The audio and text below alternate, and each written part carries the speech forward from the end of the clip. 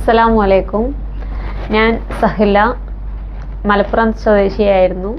കല്യാണം കഴിച്ച് കൊണ്ടുവന്നത് നല്ലളം കോഴിക്കോട് ജില്ലയിലേക്കാണ്. ഞാൻ ഇന്ന് നിങ്ങളുടെ മുന്നിൽ വന്നിരിക്കുന്നത് എൻ്റെ ഒരു ചികിത്സാ അനുഭവം പറയാൻ വേണ്ടിയാണ്. എനിക്കൊരു ഓർമ്മ വെച്ച കാലം മുതലേ അലർജിക്കായിട്ട് ഭയങ്കര പ്രയാസപ്പെട്ട ഒരാളായിരുന്നു. ഒന്ന് ജസ്റ്റ് പുറത്തിറങ്ങിയാൽ വരെ തുമ്മ, കണ്ണ് ചൊറിച്ചിൽ, വളരെയധികം പ്രയാസത്തിലായിരുന്നു. ഒന്ന് പൊടി തട്ടാൻ വരെ എനിക്ക് കഴിയാത്തൊരവസ്ഥയിലായിരുന്നു. അപ്പോൾ ഞാൻ തുമ്മും. അതേപോലെ ഈ ഒരു തുമ്മലിനെ ഞാൻ സ്റ്റോപ്പ് ചെയ്ത് അല്ലെങ്കിൽ അലർജിക്ക് മെഡിസിൻ എടുക്കുന്ന സമയത്ത് എനിക്ക് സ്കിന്നിൽ ഇതേപോലെ എന്തെങ്കിലും കാലിന് ചൊറിച്ചിലായിട്ടോ അങ്ങനെയൊക്കെ ഒരു ഓർമ്മ വെച്ച കാലം മുതലേ ഞാനൊരു ഷൂസും ഷോക്സും ഒക്കെ ഇട്ട് നടക്കുന്ന ഒരവസ്ഥയാണ് എനിക്ക് ഓർമ്മിക്കാൻ കഴിയുന്നത്. കാരണം എന്താ വെച്ചാൽ അത്രക്കും ചളിയിൽ ഇറങ്ങാൻ പറ്റൂല, അങ്ങനെ ആയിരുന്നു. കാരണം ഇറങ്ങിയാൽ അന്നേരം എനിക്കുണ്ടാവും. പക്ഷെ ഇതൊക്കെ ഞാൻ മനസ്സിലാക്കുന്നത് പിന്നീടാണ്, അത് ഞാൻ പറയാം.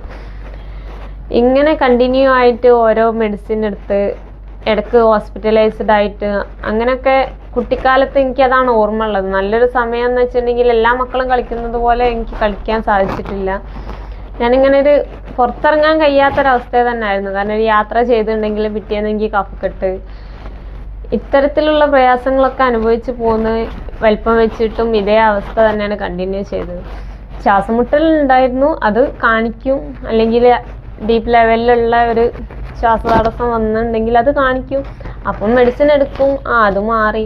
അത് കഴിഞ്ഞ് കുറച്ച് കഴിഞ്ഞിട്ടുണ്ടെങ്കിൽ സ്കിന്നിൽ ഇങ്ങനെ അലർജി വരും. അപ്പം ചളിയിൽ ഇറങ്ങിയിട്ടാന്നൊക്കെയാണ് ഞാൻ തെറ്റിദ്ധരിച്ചിരുന്നത്. അങ്ങനെ ആ ഒരു 6 മാസം ആ ചൊറി മാറ്റും. അല്ലെങ്കിൽ അത് മാറി കഴിഞ്ഞിട്ടുണ്ടെങ്കിൽ പിന്നെ ഈ ശ്വാസമുട്ട്, അലർജി, അങ്ങനത്തെ ഒരു ബുദ്ധിമുട്ട് തന്നെ ഞാൻ കണ്ടിന്യൂ ആയിട്ട് അങ്ങനെ പോയി. ഈവൻ എനിക്ക് 2 മക്കളാണ്. ആ ഒരു ഡെലിവറി ടൈമിന് ചെറിയൊരു വ്യത്യാസം എനിക്ക് ഫീൽ ചെയ്തിട്ടുണ്ട്. അതായത് ആ ഡെലിവറി ടൈമിന് നമ്മൾ മെഡിസിൻ ഒന്നും എടുക്കാത്ത ഒരു സമയത്ത് എനിക്ക് നല്ലൊരു വ്യത്യാസം ഫീൽ ചെയ്തിട്ടുണ്ട്. കാരണം ആ ടൈമിനൊന്നും തരില്ലല്ലോ. അലർജി ആണെങ്കിലും നമ്മൾ സഹിക്കുക എന്നുള്ളതാണല്ലോ. ആ ഒരു ടൈമിന് വ്യത്യാസമുണ്ട്. അതേപോലെ ഞാൻ ഈ പല സ്ഥലത്ത് പോയിട്ട് എവിടെ ഒരു ഡോക്ടർ ഉണ്ടോ അവിടെ ഞാൻ എത്തിപ്പെടലുണ്ട്. കാരണം ഏറ്റവും നല്ല ട്രീറ്റ്മെൻറ്റ് എന്നുള്ള ലെവലിൽ തന്നെ എല്ലായിടത്തും തന്നെ എൻ്റെ വീട്ടുകാർ കൊണ്ടുപോയി കാണിച്ചിട്ടുണ്ട്. പക്ഷെ അവർക്കും അറിയൂല ഇതെങ്ങനെയാണ് ഇത് മാറി വരുന്നത്. ആ ശ്വാസം മുട്ട് അത് മാറി, ചൊറി വന്ന് പിന്നെയും അത് മാറി, പിന്നെയും ഇത് വരികയാണ് എന്നുള്ളത്. സത്യം പറഞ്ഞാൽ ഞാൻ ഇപ്പോൾ ഈ അവസാനം എത്തിപ്പെട്ട ഒരു ട്രീറ്റ്മെൻറ്റ്, സിംഗിൾ നീഡിൽ അക്യുപഞ്ചർ ട്രീറ്റ്മെൻറ്റിലൂടെയാണ് ഇത് രണ്ടിലും എനിക്ക് വ്യത്യാസം കാണാൻ സാധിച്ചത്. ഈ ഒരു ട്രീറ്റ്മെൻറ്റിൻ്റെ പ്രത്യേകത എന്ന് വെച്ചാൽ ഞാൻ നല്ല ഹെവി ആയിട്ട് എനിക്ക് ബ്രീത്ത് എടുക്കാൻ കഴിയാത്തൊരു സമയത്ത്, അതായത് ഹോസ്പിറ്റലിൽ കൊണ്ടുപോയിട്ടുണ്ടെങ്കിൽ അവർ പറയാം ഓക്സിജൻ ഇല്ലാതെ ഓക്സിജൻ കൂട്ടി ആവി പിടിച്ചാലേ ശരിയാവും എന്ന് പറഞ്ഞാൽ അങ്ങനെ ഒരു കണ്ടീഷനിലാണ് ഞാൻ പോകാൻ കഴിയാതെ ഇവിടെ എത്തിപ്പെടുന്നത്. ഞാൻ ട്രീറ്റ്മെൻറ്റിന് പോയി വരുന്നത് തന്നെ നല്ല ബ്രീത്ത് എടുത്തുകൊണ്ടാണ്. അപ്പോൾ എനിക്ക് അത്രയും ഒരു വ്യത്യാസം ഫീൽ ചെയ്തു. പിന്നെ ഞാൻ ആ ട്രീറ്റ്മെൻറ്റ് വേറെ ആര് പറഞ്ഞാലും ഞാൻ കേൾക്കാതെ, ഹസ്ബൻഡൊക്കെ പറയും നമുക്ക് മറ്റേ തന്നെ കാണിക്കാമെന്ന്. പക്ഷെ എൻ്റെ മാറ്റം ഇക്കാക്ക് മനസ്സിലാകാത്തതുകൊണ്ടാണെന്നറിയില്ല. ഇക്കാക്ക് പിന്നെ നിർബന്ധിച്ചിരുന്നു. പക്ഷെ ഞാൻ ഇതിൽ ഉറച്ചു നിൽക്കുകയും ഈ ട്രീറ്റ്മെൻറ്റ് കണ്ടിന്യൂ ചെയ്യാൻ ഞാൻ താല്പര്യപ്പെടുകയും ചെയ്തു. പക്ഷെ കുറച്ച് കണ്ടിന്യൂ ആയിട്ട് ട്രീറ്റ്മെൻറ്റ് എടുത്തപ്പോൾ എൻ്റെ തുമ്മൽ നല്ല കൂടിയിട്ടുണ്ടെങ്കിലും പക്ഷെ അതിലൊക്കെ ഒരു മാറ്റം എനിക്ക് തന്നെ നമുക്കുണ്ടാവില്ല. ആ ട്രീറ്റ്മെൻറ്റ് എടുക്കുന്ന സമയത്ത് ഒരു വ്യത്യാസം ഫീൽ ചെയ്യാൻ കഴിഞ്ഞു. കാരണം തുമ്മലുണ്ടെങ്കിലും അതിൻ്റെ ഒരു അളവ് കുറഞ്ഞു വരുന്നത് പോലെയോ അല്ലെങ്കിൽ ടൈം കുറഞ്ഞു വരുന്നത്. ആദ്യമൊക്കെ ഞാനൊരു തുമ്മിയിട്ടുണ്ടെങ്കിൽ ഒരു 10-25 പ്രാവശ്യമൊക്കെ ഞാൻ തുമ്മായിരുന്നു. അതിലൊക്കെ ഇങ്ങനെ കുറഞ്ഞു വരുന്നത് ഫീൽ ചെയ്തു. അതേപോലെ എനിക്കുണ്ടായിരുന്ന മൈഗ്രെയിൻ്റെ തലവേദന, ഊരവേദന, ഒരുപാട് ബുദ്ധിമുട്ട്, അതായത് കാലുകടച്ചിൽ, ഇങ്ങനെയുള്ള ഓരോരോ ബുദ്ധിമുട്ടുകൾ എന്നിൽ നിന്ന് അകന്നു പോകുന്നതായിട്ട് എനിക്ക് ശ്രദ്ധയിൽപ്പെട്ടു. കുറച്ചു കാലം ഞാൻ ട്രീറ്റ്മെൻറ്റ് ചെയ്തു. അതിനുശേഷം ഈ ഒരൊറ്റ നീഡിൽ കൊണ്ട് എങ്ങനെയാണിത് മാറുന്നത് എന്നുള്ളത് എനിക്കൊരു ക്യൂരിയോസിറ്റി ഉണ്ടാക്കുകയും അത് പ്രകാരം ഞാൻ ഈ ട്രീറ്റ്മെൻറ്റിനെ കുറിച്ച് പഠിക്കാനും തീരുമാനിച്ചു.